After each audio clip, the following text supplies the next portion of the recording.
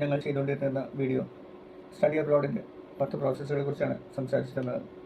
അതിൽ ഇന്നലെ വരെ നമ്മൾ 7 പ്രോസസ്സ് കവർ ചെയ്തു. ഇന്ന് നമ്മൾ 8ാമത്തെയും 9ാമത്തെയും 10ാമത്തെയും പ്രോസസ്സാണ് കവർ ചെയ്യാൻ പോകുന്നത്. അതായത് അക്കോമഡേഷൻ സെർച്ച്, 9ാമത്തെ പ്രോസസ്സായ networking and finally travel preparations. അപ്പോൾ അക്കോമഡേഷൻ സെർച്ചിൽ ഓരോ കരിയർ ഗൈഡൻസിൻ്റെ ഞങ്ങളുടെ വെബ്സൈറ്റ് ലിങ്ക് നിങ്ങളായിട്ട് ഷെയർ ചെയ്യുമ്പോൾ അതിലൊരു പ്രൊഫൈലിംഗ് പേജ് ഉണ്ട്. അടുത്ത ടാഗ് വന്നിട്ട് ബുക്ക് ആൻഡ് അപ്പോയിൻമെൻറ്റ്, അത് കഴിഞ്ഞിട്ട് അബ്രോഡ് അക്കോമഡേഷൻ എന്ന് പറഞ്ഞിട്ടൊരു ക്ലിക്കബിൾ ടാഗ് ഉണ്ട്. അതിൽ ക്ലിക്ക് ചെയ്ത് കഴിഞ്ഞാൽ ഞങ്ങൾ ഏത് കോളേജിലാണോ ഏത് പ്രോഗ്രാമാണോ ആ കോളേജിനടുത്തുള്ള എല്ലാ അക്കോമഡേഷൻസും, hostels, P G, sharing accommodation, എല്ലാ ഡീറ്റെയിൽസും, റെൻറ്റ്, അതിൻ്റെ മാസമുള്ള റെൻറ്റ് അഡ്വാൻസ്, എല്ലാ ഡീറ്റെയിൽസും അതിലുണ്ട്.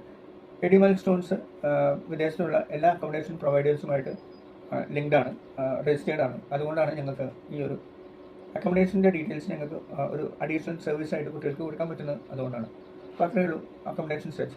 അടുത്തതായിട്ട് നെറ്റ്വർക്കിംഗ്. ഞാൻ ആദ്യമേ പറഞ്ഞു, നമ്മൾ വിസ പ്രോസസ്സിങ്ങിന്, വിസ ഇഷ്യൂവിന് 3 to 4 months താമസമുണ്ട്. അപ്പോൾ ഈ സമയത്ത് കുട്ടികൾക്ക് ചെയ്യാവുന്നത് ലിങ്ക്ഡിൻ വഴി അതാത് കോളേജുകളിൽ അതാത് പ്രോഗ്രാംസിൽ ഉള്ള ഇപ്പോൾ പഠിച്ചുകൊണ്ടിരിക്കുന്ന കുട്ടികൾ, അഡ്മിനായി അവിടെ പഠിപ്പിക്കുന്ന പ്രൊഫസേഴ്സ്, അവരൊക്കെ ആയിട്ട് ഒരു നെറ്റ്വർക്കിംഗ്, ഒരു കോൺടാക്ട് ഉണ്ടാക്കി കഴിഞ്ഞാൽ അത് ഹെൽപ്ഫുൾ ആയിരിക്കും. കാരണം നിങ്ങൾ അവിടെ ചെന്ന് ഇറങ്ങുമ്പോൾ it is A totally different country, it's A totally different culture.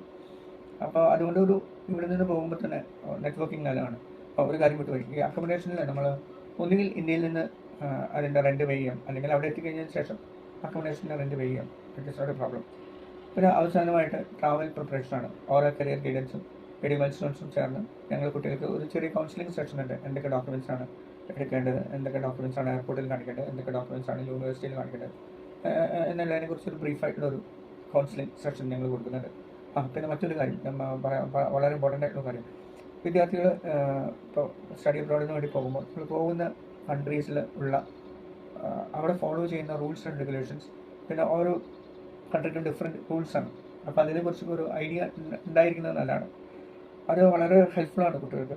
പിന്നെ അവിടെ റൂൾസ് ആൻഡ് റെഗുലേഷൻസ് മാത്രമല്ല, ഒരു ഇൻഡിവിജ്വലിൻ്റെ റൈറ്റ്സ് എന്തൊക്കെയാണ് ആ പുതിയ കൺട്രിയിൽ, ആ സ്ഥലത്ത് ഒരു ഇൻഡിവിജ്വലിൻ്റെ റൈറ്റ്സ് എന്തൊക്കെയാണൊക്കെ അറിഞ്ഞിരിക്കുന്നത് വളരെ ബെനിഫിഷ്യലാണ് എന്നാണ് എനിക്ക് തോന്നുന്നത്. അതുകൊണ്ട് ഞാൻ പറഞ്ഞത്.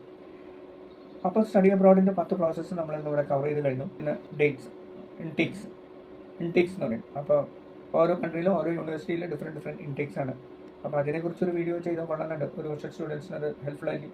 പല സ്റ്റുഡൻസോ അറിയുന്നതായിരിക്കും. ഇത് ഞാൻ പറയുന്നത് അറിയാത്ത സ്റ്റുഡൻസിനാണ്.